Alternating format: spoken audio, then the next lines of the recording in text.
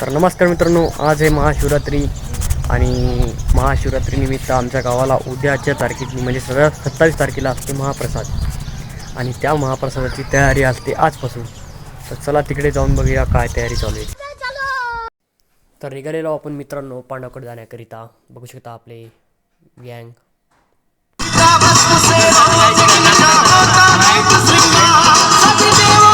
दरवर्षीप्रमाणे यंदाही आपल्याला फराळाचा लाभ भेटला आणि सर्वांनाच फराळाचं मिळणार होतं. आणि फराळाचं बिराळाचं झालं की त्याच्यानंतर लगेचच आपल्याला येळू रोडायला सुरुवात करायची होती. बघू शकता आपले येळू आणि इकडे येळू रोडणं चालू येतं. सर्वच गावकरी मंडळी इथे उपस्थित आहे.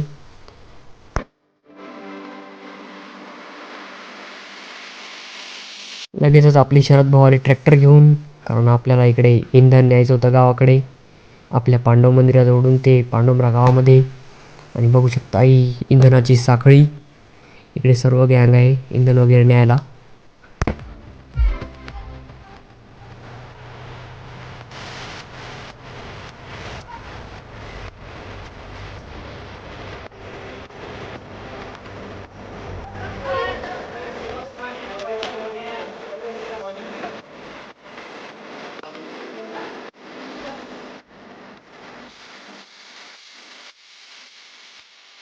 महाप्रसाद म्हणला की खूप मोठे भांडे लागतात आणि आपले ट्रॅक्टर भरून भांडे चालवलेले होते आपण स्वयंपाकाकडे. ट्रॅक्टरवर गणेश, राजू सर्वजण. बघू शकता आपल्या शरद भाऊच्या घरी आलेलो सर्व मित्रपरिवार. ते म्हणे चला आपल्या घरी, हे आपल्या शरू भाऊचं घर यावर्षी बांधलेलं आहे त्यांनी. थंडगार कूलर उन्हाळ्याचं. आणि ते म्हणत होती की आपल्याला थोडीशी शिडी धरू लागा.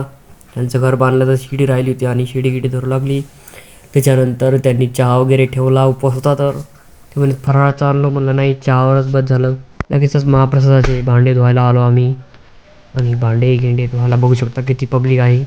दरवर्षीप्रमाणे याही वर्षी आपल्या इकडे महाप्रसादाची तयारी चालू आहे. बघू शकता इकडे राजू ढोबळे आडी खांदत आहे आणि इकडे आपले नंदू काका पण, कारण याच्यावरती गणेश ठेवायचे आहेत भाजीचे वगैरे. आणि लगेच मित्रपरिवार आम्ही इकडे आलेलो विटा न्यायला. आडीवर विटा लागते त्या कारणानं कमीत कमी 100 वीट सर्वांनी 10-10 विटा नेऊन टाकलेल्या आहेत तिथे. बघू शकता शरद ढोबळे.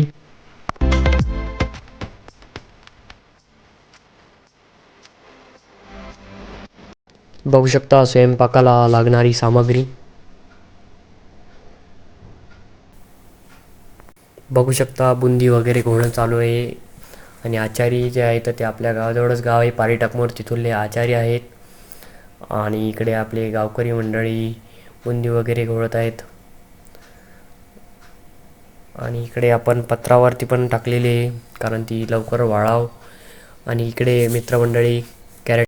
एकतर उन्हाळा आहे आणि उपवास आहे, त्याच्या कारणाने काही जमत नाही. त्याच्या कारणाने आपल्याला एक आईस्क्रीमचा डब्बा दिलेला आहे आणि सर्वजण त्या आईस्क्रीमचा आनंद घेताना.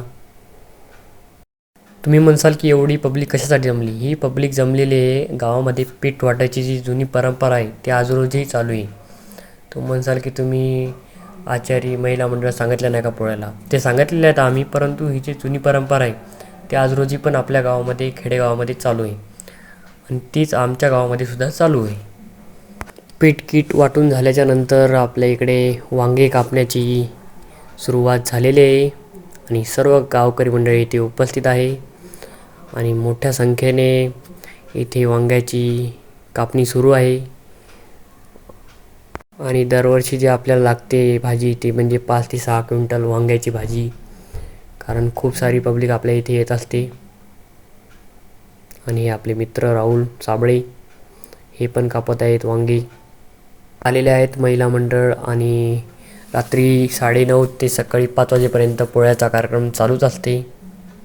आणि इकडे लगेचच चहाचा कार्यक्रम सुरू झालेला आहे. आचार्य आपले वैभव भाऊ पाटील आणि शरद ढोबळे हे मेन आचार्य आहेत. आणि इकडे आपले गँग बघू शकता तुम्ही. आणि सर्वांना आता चहा मिळणार आहे. चहा काळा नव्हे तर चहा दुधाचा आहे. दूध थोडं लेट आलं होतं त्याच्या कारणाने लेट टाकलं. आणि इकडे बघू शकता कप किती आहेत त्याच्याहून कळालेच असेल. खूप पब्लिक आहे आणि चहा पण भरपूर आहे आपल्याकडे. तर चला चहाचा आनंद घेऊयात.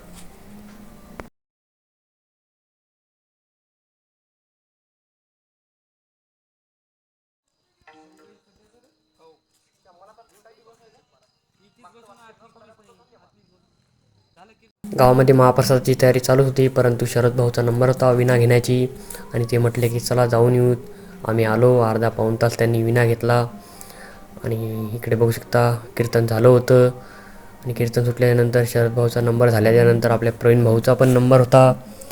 त्यांनीसुद्धा आजची शेवटची सेवा दिली. आता आम्ही निघालेलो आहोत घरी. तोपर्यंत पाहत राहा चिलहरी आणि आपल्या चॅनलला सबस्क्राईब करायचं विसरू नका. धन्यवाद.